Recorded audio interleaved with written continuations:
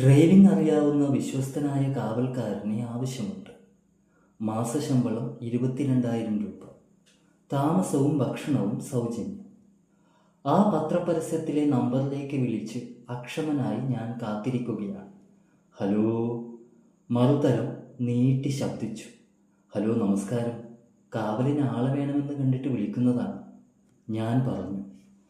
തുടർന്ന് മറുതലയിലുണ്ടായിരുന്ന പ്രായമായ ശബ്ദം എക്സ്പീരിയൻസ് വല്ലതുമുണ്ടോ എന്ന് എന്നോട് ചോദിച്ചു. പ്രസ്തുത ജോലിയിൽ പറയാൻ യാതൊന്നുമില്ലാതിരുന്ന ഞാൻ മിണ്ടാതിരിക്കുകയായിരുന്നു. എടോ, തനിക്ക് കാവലിൽ എക്സ്പീരിയൻസ് വല്ലതുമുണ്ടോ എന്ന് അയാൾ വീണ്ടും ചോദിച്ചു. ഇല്ല, ഡ്രൈവിംഗ് അറിയാം. ആ, എന്തായാലും നാളെ ഇവിടം വരെ വരൂ. വിലാസം പറയാം, കുറിച്ചോളൂ. വിലാസം ഡയറിയിൽ എഴുതി ഞാൻ ഫോൺ കട്ട് ചെയ്തു. അപ്പോഴേക്കും കുളിക്കാനുള്ള വെള്ളം ചൂടായിട്ടുണ്ടെന്ന് പറയാൻ ഭാര്യ വന്നിരുന്നു. ജോലി കിട്ടുമോ? സാധ്യതയില്ല. അവൾ പിന്നെ ഒന്നും മിണ്ടിയില്ല.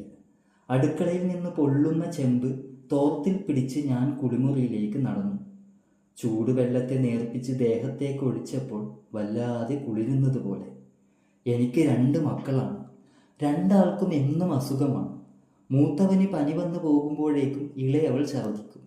അത് കഴിയുമ്പോഴേക്കും മൂത്തവൻ വല്ല വയറ്റിളക്കമോ തൂറ്റലോ കൊണ്ടുവരും.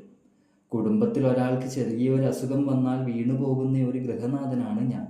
ആ ഗൃഹനാഥനാണെങ്കിൽ കഴിഞ്ഞ 2 മാസമായി യാതൊരു ജോലിയുമില്ല. വീട്ടുഭരണം കൃത്യമായി നടത്താൻ പറ്റാതെ ഭാര്യയും വിഷമിച്ചു. നിങ്ങൾ വല്ലതും കൊണ്ടുവന്നാലല്ലേ മനുഷ്യ ഇവിടെ അടുപ്പ് പുകയൂ എന്ന അവസ്ഥയിലേക്ക് വരെ കാര്യങ്ങൾ എത്തി. കാര്യം, ജോലി ചെയ്തിരുന്ന വീട്ടിലെ മുതലാളി ഒരു സുപ്രഭാതത്തിൽ ഞാൻ ഓടിച്ചുകൊണ്ടിരുന്ന സ്വിഫ്റ്റ് ഡിസയർ വിൽക്കുകയും പകരം മെർസിഡീസ് ബെൻസ് വാങ്ങുകയും ചെയ്തതാണ്. സ്വാഭാവികമെന്നോണം നരച്ച കുപ്പായവും ഇട്ട് വളയം പിടിക്കുന്ന എന്നെ മാറ്റുകയും ടൈ കെട്ടിയ പുതിയ ഡ്രൈവറെ നിയമിക്കുകയും ചെയ്തു. അതിനുള്ള എല്ലാ അവകാശവും ആ ആഡംബര കാറിൻ്റെ മുതലാളിക്കുണ്ടായിരുന്നത് കൊണ്ട് ഞാൻ നിലവിളിച്ചില്ല.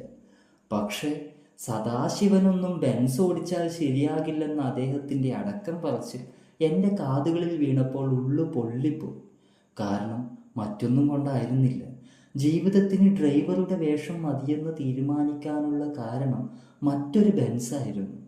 1993 പ്രൊഡക്ഷൻ തുടങ്ങിയ സി ക്ലാസ് മെർസിഡീസ് ബെൻസ്. അന്ന് എനിക്ക് 16 വയസ്സാകുന്നതേ ഉള്ളൂ. കൂട്ടുകാരോടൊപ്പം സമീപ പ്രദേശത്തുള്ള പരുന്തൻപാറ കയറുകയായിരുന്നു ഞാൻ. അവിടുത്തെ മനോഹരമായ പ്രകൃതി ഭംഗിയും ആസ്വദിച്ച് തിരിച്ചിറങ്ങുമ്പോൾ പാർക്കിംഗ് ഏരിയയിൽ ഞാൻ ഒരു കാറ് കണ്ടു. അതിൻ്റെ ആകൃതിയിലും വഴക്കത്തിലും അതിഭ്രമിച്ച് ഏറെ നേരം ഞാൻ അതും നോക്കി നിന്നുപോയി. വൈകാതെ അതിൻ്റെ ഉടമസ്ഥൻ എന്നോണം 40 വയസ്സൊക്കെ പ്രായം തോന്നിക്കുന്ന ഒരാൾ വന്നു. സാറേ, ഇതേതാണ് കാറ്? ആകാംക്ഷയോടെ ഞാൻ ചോദിച്ചു. ബെൻസാണ് മോനെ, മെർസിഡീസ് ബെൻസിൻ്റെ സി ക്ലാസ്, അയാൾ ലളിതമായി പറഞ്ഞു. കൂട്ടുകാരോട് നടന്നോളൂ എന്ന് പറഞ്ഞിട്ട് ആ കാറിനെ കുറിച്ച് അയാളോട് ഞാൻ കൂടുതൽ കാര്യങ്ങൾ ചോദിച്ചു. കൂട്ടുകാരൻ്റെ ചേട്ടൻ്റെ വണ്ടി ഓടിച്ചിട്ടുണ്ടെന്ന് ഗമയിൽ ഞാൻ പറഞ്ഞപ്പോൾ നിനക്ക് ലൈസൻസ് ഉണ്ടോ എന്ന് ചോദിച്ച് അയാൾ ചിരിച്ചു. ആട്ടെ, ഏത് കാറാണ് ഓടിച്ചത്? അംബാസിഡർ. ധാരാളം എന്ന് പറഞ്ഞ് അയാൾ എന്നോട് കാറിനകത്തേക്ക് കയറാൻ പറഞ്ഞു. അതും ഡ്രൈവിംഗ് സീറ്റിലേക്ക്. ആദ്യം മടിച്ചെങ്കിലും കൗതുകത്തോടെ ഞാൻ അകത്തേക്ക് കയറി. സമീപ സീറ്റിൽ അയാളും ഇരുന്നു. ഓടിച്ചോടാ. എനിക്കുണ്ടായ സന്തോഷം സ്വപ്നത്തിൽ ജീവിക്കുന്നത് പോലെ ഒരു അനുഭൂതിയായിരുന്നു. അയാൾ സ്റ്റാർട്ട് ചെയ്തു തരികയും റിവേഴ്സ് ഗിയർ ഇടുകയും വണ്ടി നിരത്തിലേക്ക് ഇറക്കാൻ ആവശ്യപ്പെടുകയും ചെയ്തു. ഗിയർ മാറ്റി ക്ലച്ചിൽ നിന്ന് കാലെടുത്തപ്പോൾ കുതിരയെപ്പോലെ അത് ഞങ്ങളെയും കൊണ്ട് മുന്നോട്ട് പോയി. പതുക്കെ, അയാൾ പറഞ്ഞു. ഞാൻ സന്തോഷം കൊണ്ട് കൂവി. അപ്പോഴേക്കും മുന്നിൽ നടന്ന കൂട്ടുകാരുടെ അടുത്തേക്ക് ഞങ്ങൾ എത്തിയിരുന്നു. അയാൾ വണ്ടി നിർത്താൻ പറഞ്ഞു. ഞാൻ ബ്രേക്കിൽ ആഞ്ഞ് ചവിട്ടി. ഞങ്ങളെ 2 പേരെയും മുന്നോട്ട് തള്ളിയിട്ട് ആ ബെൻസ് നിന്നു.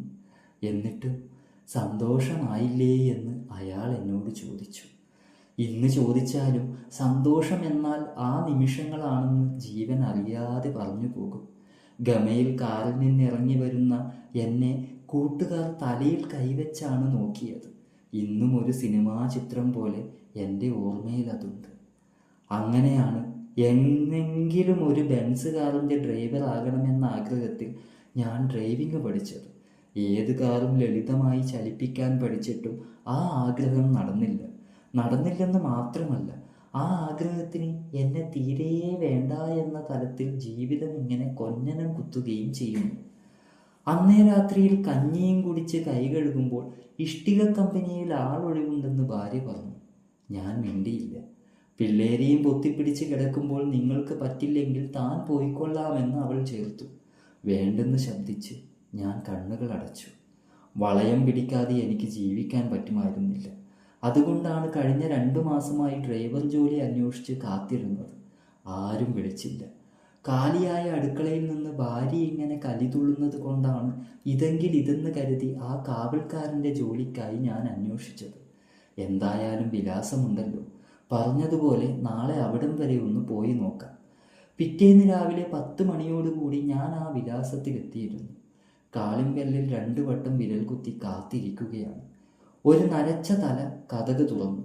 അയാളെ കണ്ടപാടെ എൻ്റെ കണ്ണുകൾ 3 ഇരട്ടി വിടർന്നുപോയി. വന്ന കാര്യം ഇമവെട്ടാതെ പറഞ്ഞപ്പോൾ എന്നെ അധികമൊന്നും ശ്രദ്ധിക്കാതെ അകത്തേക്ക് വരാനും ഇരിക്കാനും അയാൾ പറഞ്ഞു. ഞാനൊരു കുട്ടിയെ പോലെ അനുസരിച്ചു. കാവൽ രാത്രിയിൽ മതി, പകല് ചിലപ്പോൾ വണ്ടി ഓടിക്കേണ്ടി വരും. നിനക്ക് ലൈസൻസ് ഒക്കെ ഉണ്ടോ? ഉണ്ട് സാറ്. അയാൾക്ക് എന്നെ തീരെ മനസ്സിലായിട്ടില്ല. എങ്ങനെ മനസ്സിലാകാനാണ്? വർഷങ്ങൾ 20ഓളം ആയില്ലേ. ജോലിക്കാരൻ കൊണ്ടുവന്ന ചായ കുടിച്ച് തീരാറായപ്പോഴേക്കും കയ്യിലൊരു താക്കോലുമായി അയാൾ വന്നു. കുറച്ച് പഴയതാണെങ്കിലും ബെൻസാണ്, പോർച്ചിൽ നിന്ന് ഇറക്കി ഒന്ന് കഴുകി വെച്ചേക്ക്. അറിയാം സാറേ, മെർസിഡീസിൻ്റെ C ക്ലാസ് അല്ലേ. അത് കേട്ടപ്പോൾ അയാൾ എന്നെ സൂക്ഷിച്ചു നോക്കി. പണ്ട് പരുന്തൻപാറയിൽ നിന്നൊരു പയ്യനെ സന്തോഷത്തിൻ്റെ അറ്റത്തേക്ക് കൂട്ടിക്കൊണ്ടുപോയ കഥ കൂടി ഞാൻ പറഞ്ഞപ്പോൾ എടാ വിരുദ എന്ന് വിളിച്ച് അയാൾ എന്നെ പുണരുകയായിരുന്നു. ജീവിതം എത്ര വിചിത്രമാണ്, കൗതുകപരമാണ്. കാലത്തിൻ്റെ കുസൃതി പോലെ അവസാനം ഞാൻ ചെന്നെത്തിയ ഇടത്തെക്കുറിച്ച് ഓർക്കുമ്പോൾ തന്നെ ഒരു സ്വപ്നത്തിലേക്കെന്ന പോലെ കാലുകൾ ചലിക്കുന്നു. ആഗ്രഹങ്ങളുടെ മെർസിഡീസ് ബെൻസ് ക്ഷമയോടെ ഇത്രയും കാലം എന്നെ കാത്തിരുന്നുവെന്നത് അപ്പോഴും എനിക്ക് വിശ്വസിക്കാൻ പറ്റുന്നുണ്ടായിരുന്നില്ല.